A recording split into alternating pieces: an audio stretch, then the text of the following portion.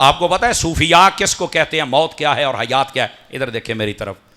सूफिया कहते हैं मौत यह है कि बंदा जिंदा होकर भी रब की नाफरमानी करे, यह मौत है,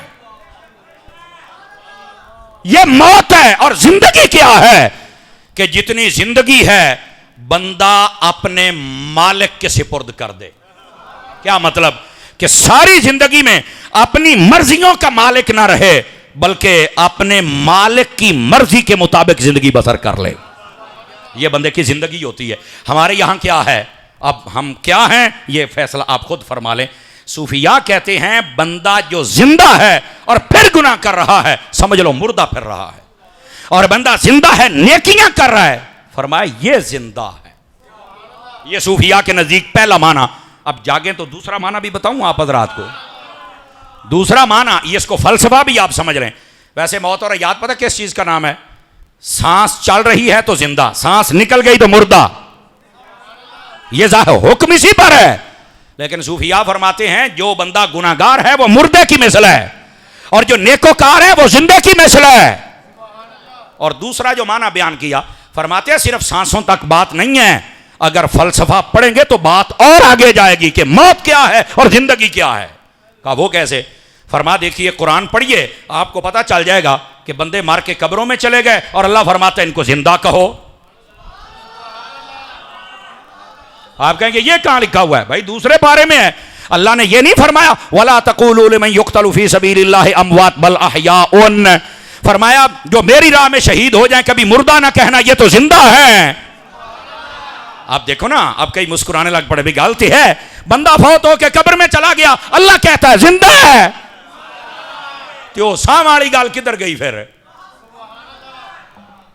अब समझ आ रही है। और दूसरी तरफ नबी पाक ने जब कुफारे कुरैश को दावत दी ना इस्लाम की, तो वो बातें नहीं मानते थे, तो आका करीम अलैहिस्सलाम के कल्बे अथर पर गिरा गुजरा। अल्लाह ने फरमाया इन्नका ला तुस्मिउल मौता। फरमाया हबीब ए मुर्दे ए नहीं सुनेंगे, ए मुर्दे ने। अब बंदे चल रहे थे, जिंदा थे, सांसें ले रहे थे, और अल्लाह फरमाता मुर्दे हैं। तो देखिए ना, अब आपका इंटरेस्ट बढ़ रहा है कि यार गलती है। देखो सांसें चलने ना चलने का नाम मौत है, हुक्म इसी पर है।